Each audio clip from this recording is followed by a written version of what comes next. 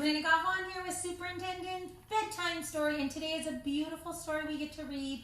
Dancing Hands is the name of this story, and it's, again, we're celebrating Hispanic Heritage Month, so thanks for joining me. And this story is about how Teresa Carreño played the piano for President Lincoln. So this is a beautiful story written by Margarita Engo and illustrated by Rafael Lopez. So also Latinos, just like many of you out there that are celebrating Hispanic Heritage Month. And so I want you to take a moment to listen to this beautiful story called Dancing Hands. Hola comunidad de Greenfield, soy Superintendente Galván. Otra vez leyendo unas historias con ustedes y hoy vamos a leer Manos Bailando. Son manos que están bailando porque la niña, que ella se llama Teresa Carreño, y ella tocó el piano para el presidente Lincoln. Y esta historia es escrito por Margarita Engo y dibujado por Rafael López. So, gracias por estar aquí con nosotros. Estamos celebrando el mes de hispanos latinos y ojalá que ustedes disfruten con esta historia. So thanks for joining us. Dancing Hands is the name of this beautiful story for today. So here we go. The story is about Teresa Carreño. When Teresa was a little girl in Venezuela, Mama sang lullabies while Papa showed Teresita how to let her happy hands dance across all the beautiful dark and light keys on the piano. At first, making music seemed magical, but Teresa soon learned that playing a piano could be hard work. Sometimes she had to struggle to make the stubborn music behave as she practiced gentle songs that sounded like colorful birds singing in the dark and light branches of a shade-dappled mango tree, and powerful songs that roared like prowling jaguars besides towering waterfalls in a mysterious green jungle. My gosh, the sounds take her to exotic places. If Teresa felt sad, music cheered her. And when she was happy, the piano helped her share bursts of joy. By the time she was 6, she could write her own songs. And at 7, she performed in a peaceful chapel of a magnificent cathedral, playing hymns that shimmered like hummingbirds. Wow, she's so beautiful. Music was Teresita's delight, but suddenly when she was 8, a war changed everything.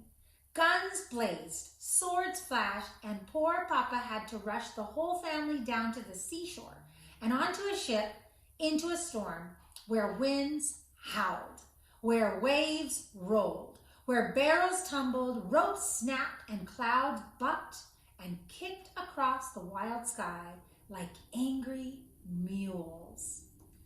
It was a scary time, huh? By the time the ship arrived in New York City, Teresa felt lost. She was homesick. How could she ever play happy songs again in this unfamiliar country where she did not know a single friend?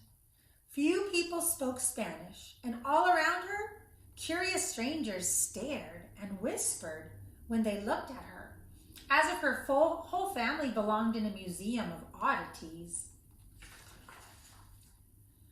Worst of all, there was fighting here too. The horrible Civil War, North battling South as soldiers marched and newspaper boys hollered about victories, defeats, funerals, and fears. Without a new piano, Teresa would have felt even more lonely.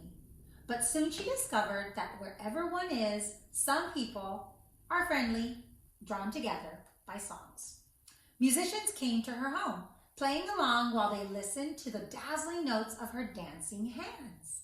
Determined to improve, Teresa practiced graceful waltz and sonatas, booming symphonies, and lively folk songs, her strong hands accepting the challenge of life's many dark and light moods.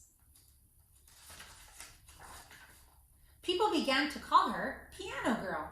Her picture was in the newspaper and on the posters advertising concerts where she performed with great orchestras that invited her to play solos.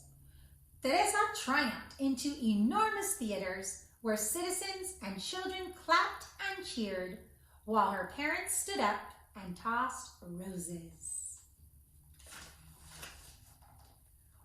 With Papi at her side, she traveled to elegant cities, and by the time she was 10, the piano group grew so famous that she received amazing invitations, including one so special that she could hardly believe her eyes.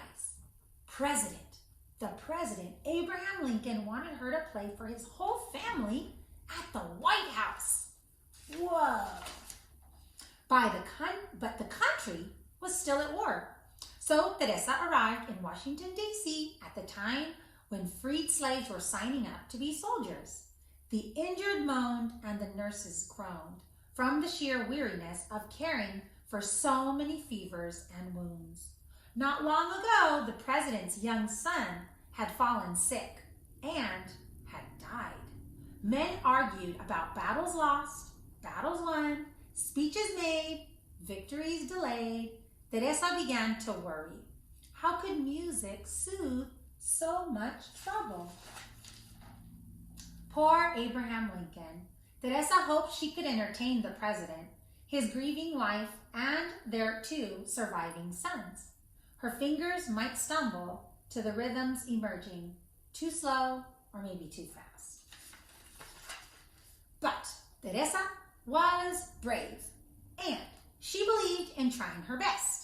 So she entered the White House silently, clutching Papi's hand fiercely as they stepped into a room so red that it looked like a storm or a sunrise. Teresa remembered how it felt to be a homeless refugee and how lonely she had been, surrounded by strangers, some of them rude and others, they were kind. The memory of meeting past challenges now helped her fingers dance, celebrating the way that life had turned out to be a mixture of all sorts of feelings, happy and sad. But the piano was poorly tuned, making her music sound ugly. What should she do? Refuse to play? She stopped. She felt discouraged until Mr. Lincoln smiled kindly and asked her for his favorite song. Listen to the Mockingbird was his request. Teresa knew she could play this lovely piece even on an imperfect piano. So her fingers leaped across the glorious dark and white keys, improvising the way mockingbirds do, the melody changing as she went along. Music swirled, twirled, and soared on wings of sound.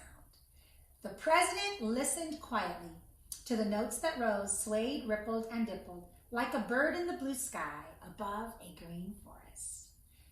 He closed his eyes, he nodded his head, stretched his long fingers, and tapped the tips of his shiny shoes.